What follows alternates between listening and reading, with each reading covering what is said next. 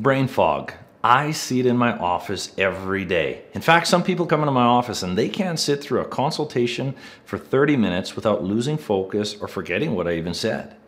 So it is extremely important. You can't ignore it. There's ways to turn it around, and I'm going to show you how to do it, and we're going to start right now.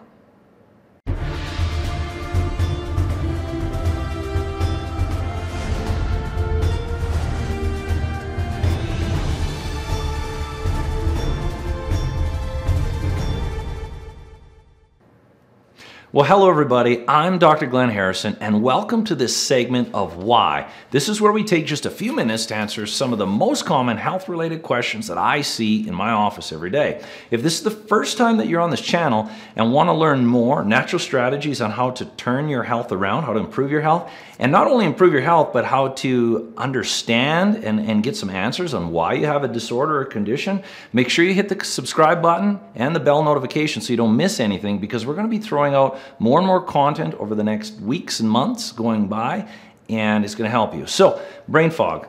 This is a frightening thing. Never ignore brain fog. I don't care how old you are. I don't care if you're in your 20s, 30s, 40s, 50s, 70s, even 90s. Yeah, brain fog, inability to concentrate, forgetting words, numbers, names, places, more so over the last year.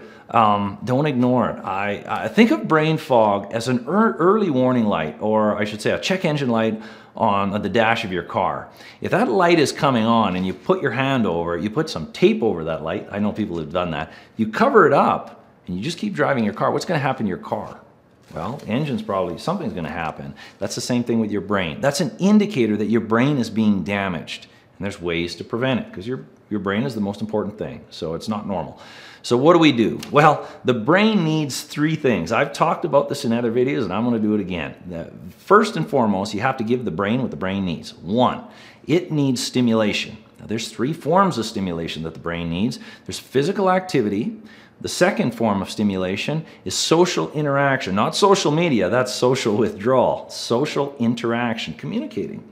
And the third is cognitive processing. This is crossword puzzles and train of thought and all of that. So imagine you have those three things. Good. Now you have the one thing that the brain needs. Okay. Now the second thing that the brain needs is oxygen. Well, we're up here at a mile high in Denver. There's still enough oxygen here. There's still enough oxygen at 6,800 feet, 7,500 feet, 10,000 feet. But when you get up to about 14,000, 15,000 feet, you lose approximately 30% of your short-term memory. So very few people have that challenge. But there can be other challenges with oxygen. If people have sleep apnea, if they snore a lot at night, if they have any lung infections, if they have a terrible posture, any of those things, or they smoke, any of those things can create an oxygen deficiency and naturally affect the brain. So we'll assume those are corrected and you got those under control. So now stimulation, oxygen, and the third. And this is the one that I see as the biggest problem clinically, blood sugar. Our brain uses blood sugar as a form of fuel. And if you have too little or too high, both cause problems with the brain. So you need a nice steady flow of blood sugar. Your brain needs that. And if it drops, your brain starves. If it spikes your blood sugar, it'll actually drop again, so you'll end up with a drop. So diabetics and pre-diabetics, they have high circulating blood sugar, but they end up with drops throughout the day, and that stalls the brain. This is the most common cause of the three that are missing. So let's just assume you have all of those. So and you can't ignore these things. So there's another, after you get those three taken care of, there's another cause of brain fog. I know this is a big topic, but it's very important. This would be neuroinflammation, brain inflammation. We all have some of it. A lot of kids have brain inflammation at 4 years old, and we build it with time. So we should always be looking at how to keep our brain inflammation down. Some sources of brain inflammation, of course, trauma. If you have concussion injuries, that'll create brain inflammation. The brain won't work as well. Highly recommend, if you have a concussion or someone that you know, have them reach out to me. I'll hook them up with functional medicine doctors. I know many, and I have contacts all over the country and out of the country. That is the best place you can go for a concussion to rehab that. You can correct it. So trauma is a cause of brain inflammation and injury. Sleep deprivation If you are deprived in sleep, your brain's not going to work as well. So you got to sleep enough, and you got to have enough high quality sleep. I have a video just on sleep. I'll put it at the end of this one so you can learn more about it. Digestive disorders, something called SIBO has been, I see it time and time again. I'm working with a couple cases right now. Small intestinal bacterial overgrowth. I'll have a video on this to the side as well. That bacteria off gases, and the deficiencies you get from having this disorder will create brain fog. And if you turn it around, you can see changes in your brain fog within 48 hours. It's remarkable. But, you know, the medical community doesn't look at these things, and people suffer, and they go through life, and the brain is stalling, ultimately becoming injured. So digestive disorders, chemicals are a big thing too. The first rule of chemicals, chemical ingestion, I'm not too worried about environmental, airborne chemicals initially.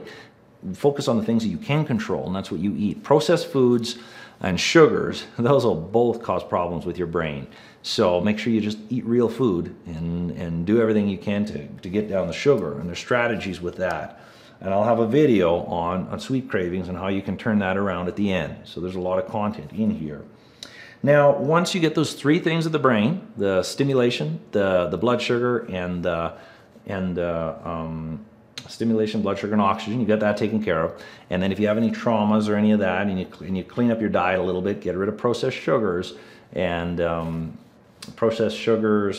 what else did you hear? Correct digestive dysfunction. Those are the big ones. Then the next thing you can look at is nutrients. Now, nutrients and supplementation can be very powerful for brain fog and all of these things. But that should be the last layer to implement. You can get benefits if that's all you do, but I'm always about do the others, put the hard work in, start getting your brain ready. So when you introduce supplements, the lights turn on. Okay, so there's going to be links below on this one. There's one, I've never seen anything like it, a product called Cogniquil from Zymogen. There's going to be a link. You can order it. It's very powerful. It's very effective. A lot of research on attention deficit disorder with this product and the ingredients in it. Brain fog and concentration difficulties. That's what it's designed for. Highly recommend trying that. The link will be below. And make sure, don't ignore fish oils. Fish oils are brain food, really. 3 to 4 grams of fish oil. I highly recommend that. There's going to be a link below for those. And then B vitamins. When you think of B vitamins, think of brain health.